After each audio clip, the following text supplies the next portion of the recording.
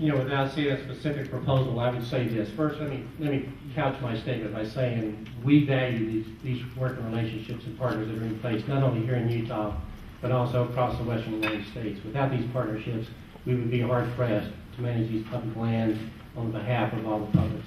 So thank you for your participation and engagement in such a partnership. As we go forward and do the analysis, certainly one of the things that we're looking at is not designating public lands as wilderness study areas, which would be required to manage under the non-impairment criteria, which means that nothing would be allowed out there that may have an impact on any existing wilderness characteristics until Congress makes a determination of whether or not those lands or wilderness study areas would be designated as wilderness under the wilderness preservation system, or as part of the wilderness preservation system.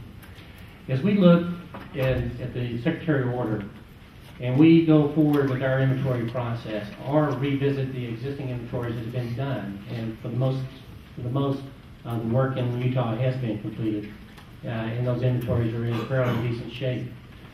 We would then look at what actions are being proposed, or first and foremost, we would then take that information and go back and see how the land use plans address those lands with wilderness characteristics and how those land use plans call for future management of those lands. In many cases, what you describe, from my perspective, is that it would be very compatible with managing lands that might be identified or designated as wildlands through a land use planning decision. It would be very compatible because what you're describing is improving the general nature of those public lands. And one of the concerns that we might have would be, what are you using for reseeding? If you're using native species, then I certainly would see where that would certainly support and enhance the existing wilderness characteristics of those plants. If you're proposing to use non-native species, then it's certainly something that we would look at and try to work in partnership with all to come back and maybe provide greater emphasis on native species. Thank you. Thank you. I see John's light on. John Harja. Dr. Riley, just two questions. The guidance that was issued with the Secretary of Order is labeled draft. It has draft all over it. Yet we are aware that some of the BLM field offices are already beginning to employ the guidance in review of projects. Would you just comment briefly on that, whether it is in fact in place or not? Secondly, you mentioned you would go back to those 6 plans and look at what was done and seek conformance. I was the state's representative on all 6 of those plans, and I can assure you your employees very vigorously looked at this, but that's for your review. If you are, in fact, going to look for conformance, we need to also consider looking at conformance in relation to the definition of roads. Because your current definition has never been in compliance with the 10th Circuit decision on what an RS 2477 road is. So could we ask you to comment on whether you will consider that new definition of a road as set out by the 10th Circuit? Well,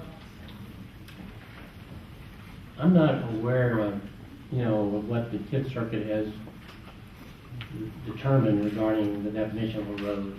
I know what we have used to define roads on public lands, and I know that we are diligently working in partnership with the state and with members of the public to try to resolve these outstanding RS 2477 issues across the state of Utah and across the western United States. We have a very good pilot project underway right now in Iron County. I hope that the experiences that we gain in that particular pilot project will lead to an opportunity for us to work in other counties in Utah to resolve some of these outstanding issues. John, you know as well as I do, for the most part, I think we can reach agreement on many of the road issues in all these counties. I also believe, as you do, that there's going to be some that we do not agree with, and therefore we will likely have to go through some sort of litigation or judicial process to reach resolution for those where we do disagree. I will say this, that as we look to defining lands with wilderness characteristics, we will take guidance from our manuals that are out in draft right now for comment. They are based upon previous work and efforts that we've done under Section 603, Federal Land Policy and Management Act, and under previous 201 inventories that we've conducted on other public lands. As we take that information into account and meantime, until those manuals are finalized and final manuals are provided to our field offices, we have provided guidance to our offices that they are to use these drafts to guide actions until further notice, or until we have final plans. By that, we do have many project proposals that are before our offices right now. We do not intend to just put them on a shelf until we go through another land use planning process. We intend to go forward, in as many cases as possible, to evaluate these projects that are before us right now, take it into account as part of our NEPA responsibility of analyzing those projects against many, many factors to determine what are the likely consequences of approving those projects. And if the likely consequences of approving those projects would be that there's an impact on sensitive habitat, on archaeological resources, on water quality, on air quality, and the whole list goes on, and now including lands with wilderness characteristics, then we would look at what mitigation could be applied as part of our decision process to lessen the footprint, to lessen the impact, or to eliminate the impacts on those resources that we certainly are trying to protect and are mandated to protect. So we not only will continue to use the inventory information or any new inventories that would be conducted relative to identifying lands with wilderness characteristics for future land use planning, but we'd also use that information to evaluate specific project proposals that are before our office today.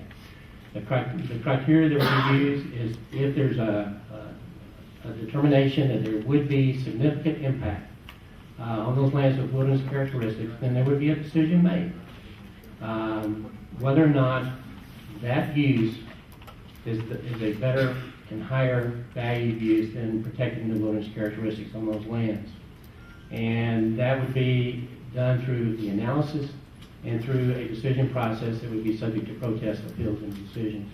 In some cases, John, as I mentioned to some of you earlier today, if it comes about and we are looking at a project proposal and we make a determination that it would have an impact on lands with wilderness characteristics, we may also choose to defer a decision on that project until we go through a land use planning decision and make a final decision of how that parcel or how those parcels will be managed, whether or not to protect the wilderness characteristics that exist or to use those lands for other purposes.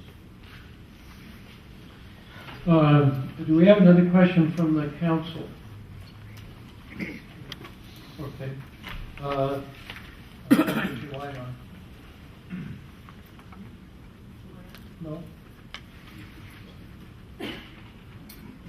Oh, there you go. Beeping, there we go. It's nice to have you here, Director Abbey, and Governor Hooper, thank you for providing this forum to engage in this dialogue on this issue. My question, I have a statement and then a question embedded in that statement. With the passage of the Washington County Growth and Conservation Act, the state of Utah demonstrated that we can make significant progress on solving some of these public land issues.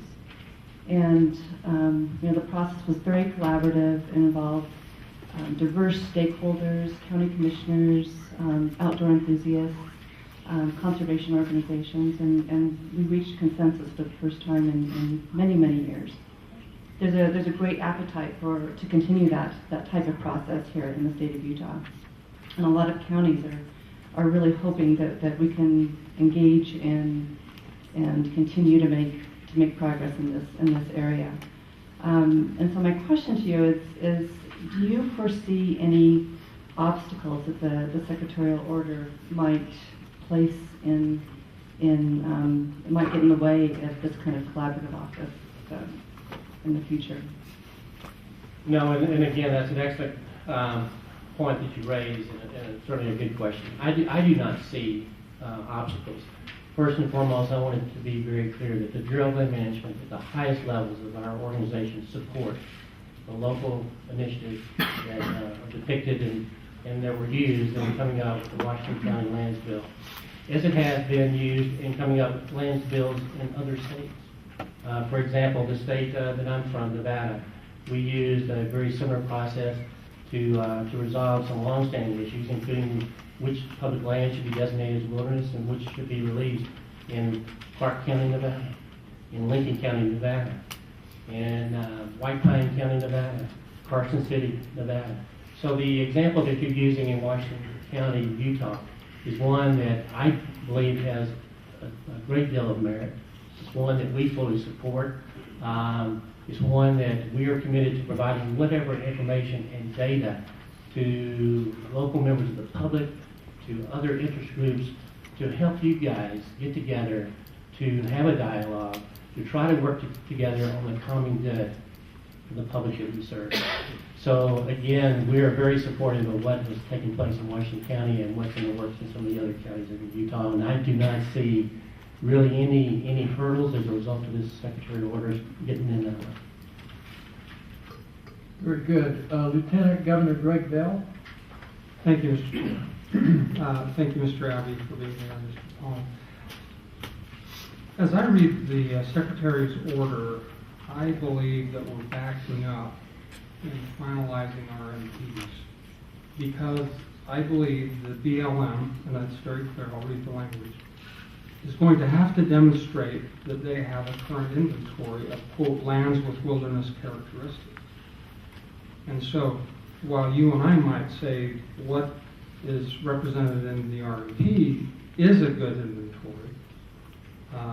this now provides an ambiguity, and it will be litigated.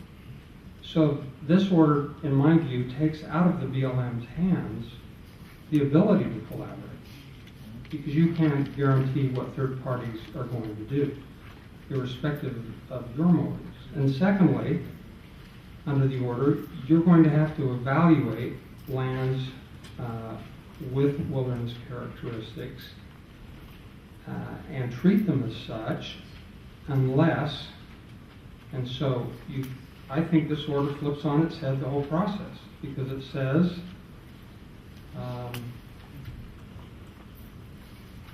all BLM offices shall protect these inventoried wilderness characteristics when undertaking land use planning.